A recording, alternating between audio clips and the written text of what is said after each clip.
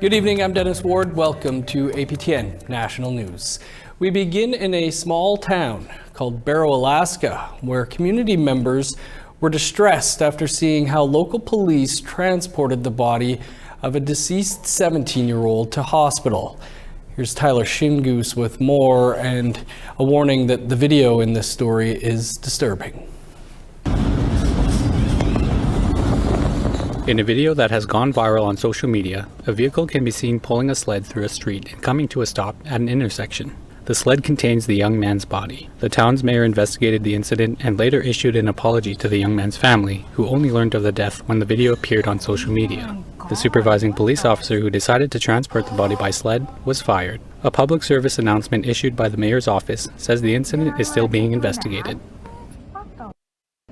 Saskatchewan now, where the man involved in a firearm incident on Zagami, Anishinaabeg First Nation in southeast Saskatchewan on Tuesday, has a violent gang history, according to documents APTN News has obtained from the Parole Board of Canada.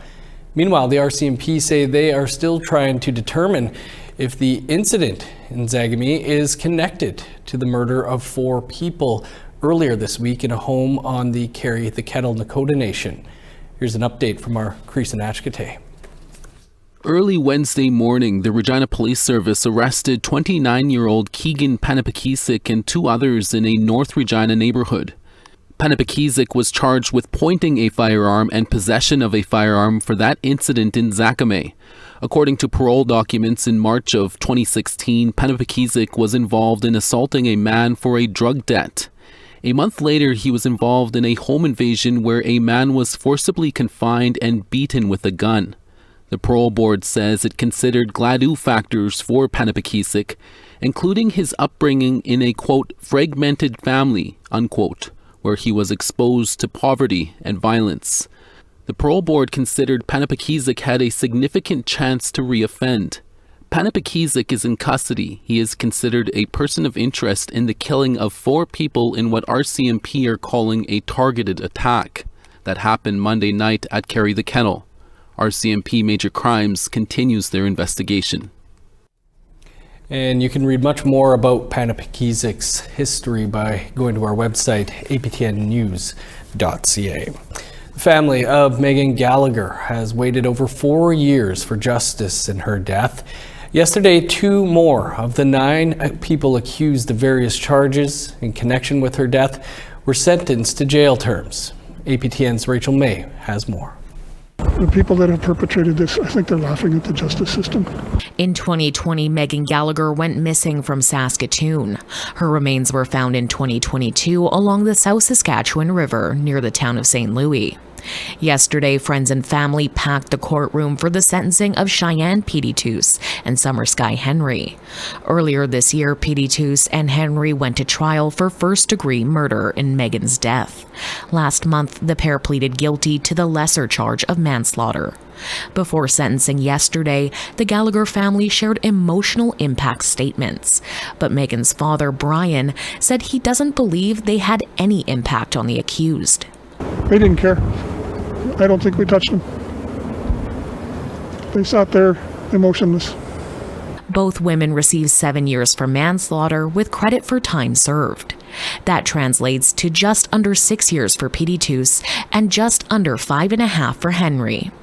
Brian says he believes this should have been a first-degree murder trial and that the sentences should have been longer. You know, and it's a real injustice to our society when you consider the same thing as something like this can happen and people can get away with this. And the people that are perpetrating it, I say they're laughing. They're having a party tomorrow and they're saying, yeah, we got away with this. 9 people have been charged in relation to Megan's death. Including Petitous and Henry, 6 have been sentenced. Ernest Vernon Whitehead, Jessica Badger, and John Wayne Sanderson were charged with indignity to human remains, with their sentences ranging from 2 to 3 years. Robert Thomas was sentenced to life in prison with no chance of parole for 18 years after pleading guilty to second-degree murder. Robin John had his charges of unlawful confinement and aggravated assault stayed. A publication ban on all evidence and testimony in court has been imposed to ensure fairness in the upcoming jury trials. Thomas Sutherland will face a manslaughter trial in spring, while Roderick Sutherland faces a first-degree murder charge and will be tried this fall. Rachel May, APTN National News, Saskatoon. The federal government has pledged $160 million over the next decade to help residents in Jasper so they recover from the devastating fire last July that destroyed about 1/3 of the popular tourist town. $30 million has been spent on 320 trailers that will be available for use next week. 240 permanent homes will be built over 3 years, rising to 500 over the next decade. 2,000 residents have been displaced due to the fires. And the Alberta government is providing $8 million in tax relief and transportation buses. It's critical to make sure that Jasperites can stay in their community as we rebuild, and as the municipality plans for the long-term housing solutions and increased density. Well, we always want to hear your feedback or story ideas. Here's how to continue the conversation. If you have a story you want to share, you can send us an email to news@aptn.ca. You can read and watch our stories by visiting our website, aptnnews.ca. You can also find us online on your favorite social media sites, including TikTok, YouTube, LinkedIn, and X. Follow APTN News to join the conversation and see our latest stories. An artist from Nipissing First Nation has designed a football for the NFL ahead of this weekend's Super Bowl. We'll speak with him after the break.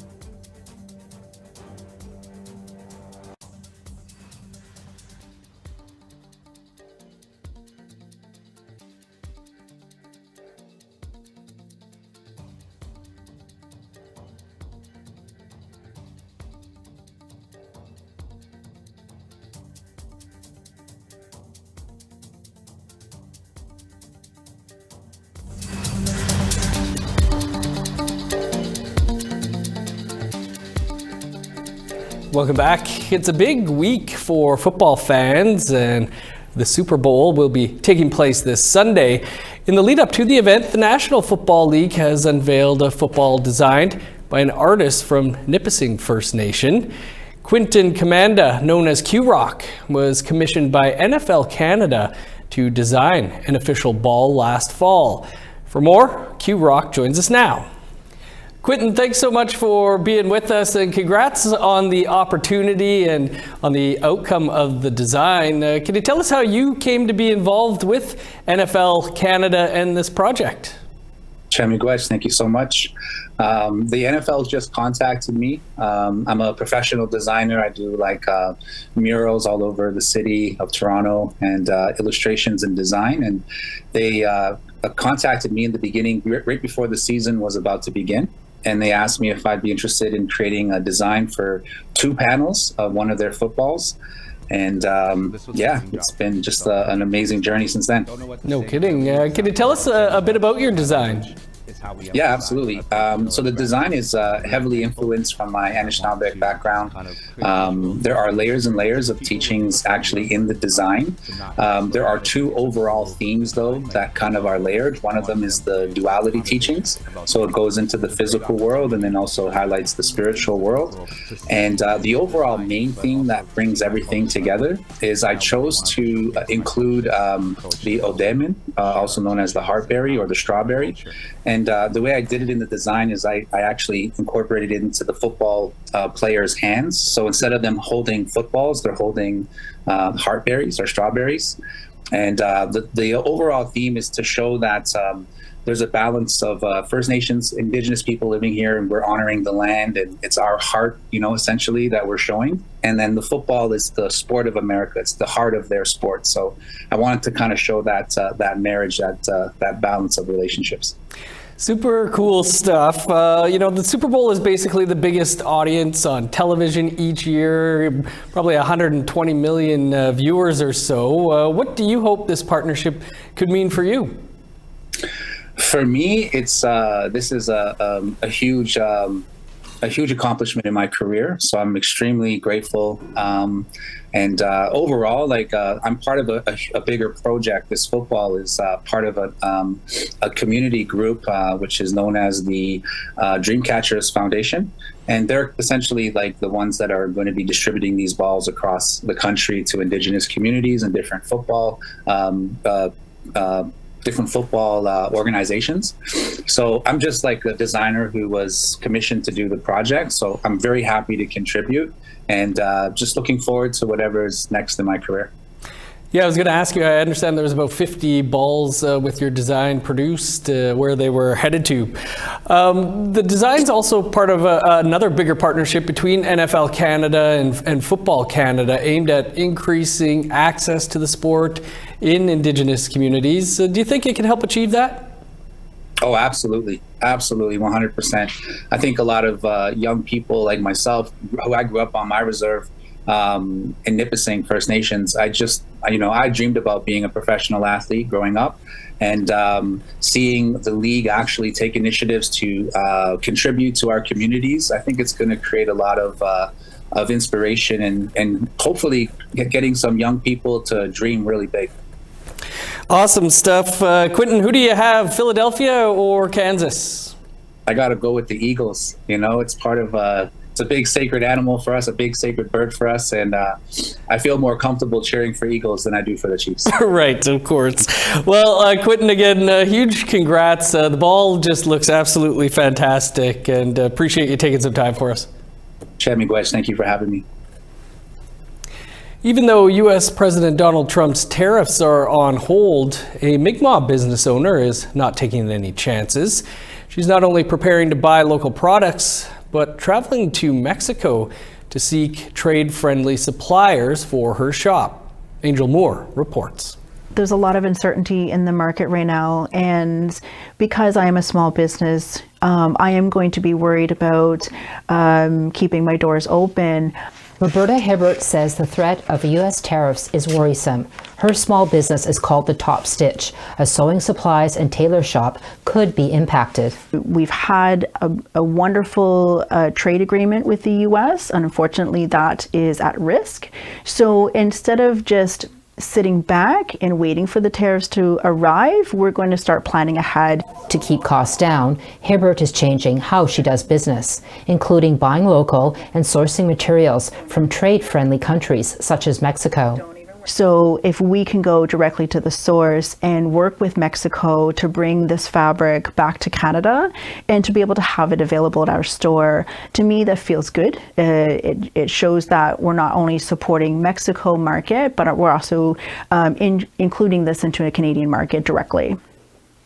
Hibbert says her customers are also worried costs may rise, including Susan Beckerson. It's really upsetting a lot of people too, because sometimes people have a little bit of money to go thrifting and whatever. So that might eliminate a little treat like that, especially for senior citizens. Krista Doucette occasionally helps Hibbert in the tailor section. She's a retired sewer with over 25 years experience and who once owned her own business, and says buying local products will help the economy. We have talked about it with my husband and I about buying more Canadian specific products that are manufactured in Canada, because even if the goods used to manufacture don't come from Canada, being manufactured here, they still provide Canadian jobs. Robert Bernard is the Executive Director of Nova Scotia Indigenous Tourism. It will support Indigenous businesses adapt to possible tariffs. In terms of developing and offering training to them for business training development. There's a huge need for infrastructure, everything from market readiness to getting them out into participating into mainstream, events and marketplaces. Hibbert has owned her own shop for 3 years. She makes ribbon skirts and sells ribbon skirt kits on the Powwow Trail. Hibbert encourages First Nation communities to support Indigenous businesses. And the most important thing right now is that our communities need to seek out these businesses that are off reserve, that are Indigenous owned and run. That is the most important thing, is the partnerships, because that's going to keep the economy strong within our circles. As the uncertainty of the economy looms, Hibbert is hoping that by avoiding U.S. products, it will lessen the impact of rising costs. Angel Moore, APTN National News, Jabuktuk, also known as Halifax. Thanks, Angel. The Invictus Games that was started in 2014 by Prince Harry kicks off in Vancouver and Whistler this weekend. Over the next 10 days, wounded war veterans will be competing in various sports. APTN's Tina House joins us from a stop on an expedition where the official flag was raised. Thank you. We're here on the traditional territory of the Tsleil-Waututh Nation here in North Vancouver. Joining me today is the Councillor of the Nation, Charlene Alec. Charlene, what's happening here today? Oh, it's such an exciting day. Before the Invictus Games start, we have an alpine expedition, and so they've meaningfully wanted to acknowledge the land where the games are being played upon, and so they've come into the 4 host nations communities, the Lillooet, Musqueam, Squamish, and Tsleil-Waututh, and then to the games, and then opening ceremonies tomorrow. So that group of active veterans and active athletes that are taking part in the game are on the expedition, as well as a representative from each of the host nations. So stopping here with the flag and just a celebratory blessing of sending them off in a good way to start the games. That's amazing. Now the opening ceremonies are tomorrow here in Vancouver at BC Place. They're going to actually be walking in with the flag that's presented here in your community today?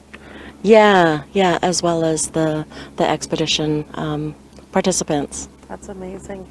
I mean, you've welcomed some pretty big names over the years, but this has got to be super exciting. I hear that Prince Harry might be making a visit up here. Yeah, it's so heartwarming to see just that commitment of the veterans being led by Harry and of course his wife Megan to really, carry that torch and be those representatives. Absolutely. It is quite touching. Absolutely, and certainly a big emphasis on healing and coming together as a community, and we're going to see that today. Oh yeah, once their foot stepped on the ground, we encouraged that the healing journey as well for each of the veterans. Amazing. Thank you so much, Charlene. Thanks for joining us, and congratulations on today and being one of the 4 host First Nations and doing such an amazing job and welcoming the world here to your territory. It's such an honor. Thank you so much. Thank you. Back to you in the studio. Thanks, Tina and Charlene. Time for one last break, and then we'll speak with an artist who's been tapped to open for Ace and Abe's tour. Stick around.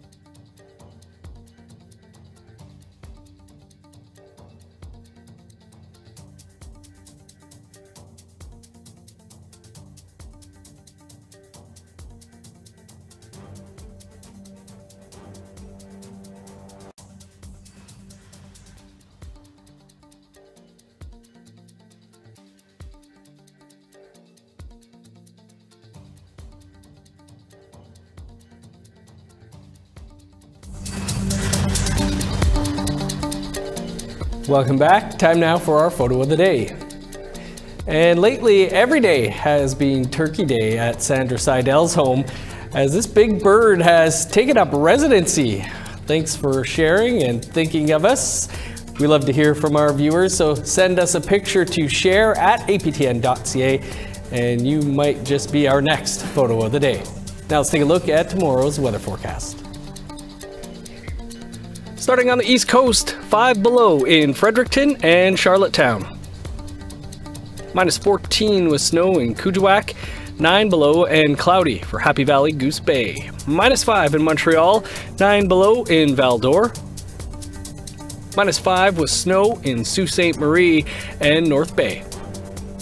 Minus 9 in Thunder Bay, cloudy and minus 14 in Sioux Lookout. 16 below with snow in Thompson, God's Lake and Norway House. Minus 16 with cloud in Winnipeg, 18 below in Dauphin. Minus 21 in Regina, minus 19 in Saskatoon.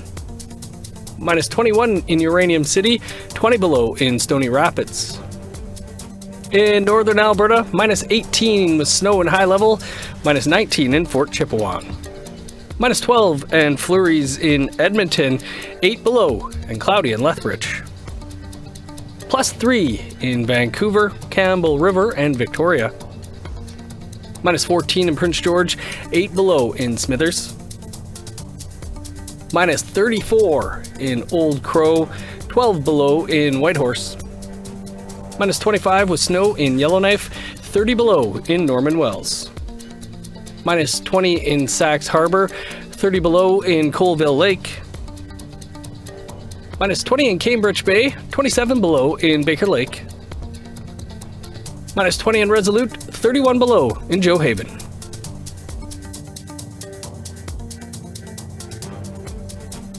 Anishinaabe and Finnish pop singer Natasha Fisher has been announced as an official opener for an OG Cree artist currently on tour. Anishinaabe released the news earlier this week. Reporter Veronica Blackhawk caught up with the singer to learn more.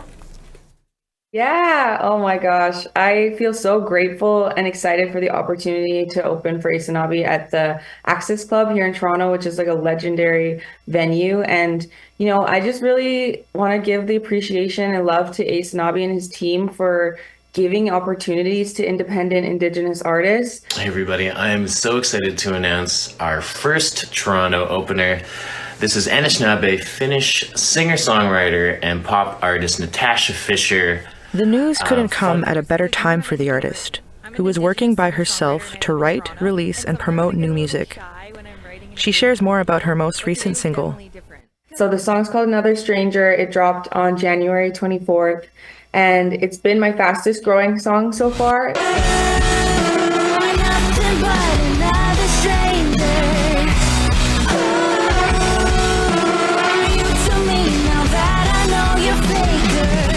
The emerging artist from Long Lake 58 First Nation, Ontario, grew up in Thunder Bay. Now based in Toronto, the Anishinaabe pop singer is keeping busy. Being an independent artist, it gives you the independence, like it says in the title, to do whatever you want, release whenever you want, which can come with its own set of challenges because you are doing the load of the work. And with that independence, Fisher chooses to give back to Indigenous communities, working alongside relative and fellow musician Classic Roots to deliver music workshops to Indigenous communities and more. So I'm doing a songwriting workshop with the University of Toronto, and that came about because they saw some of the work that I had been doing on Northern communities, teaching songwriting workshops to Indigenous youth on remote communities in Northern Ontario. Catch Natasha Fisher open for Anishinaabe on March 21st at the Access Club in Toronto. Tickets are available now on Anishinaabe's website. And we have another collaboration between APTN and Sportsnet to tell you about that brings you Hockey Night in Canada in Cree.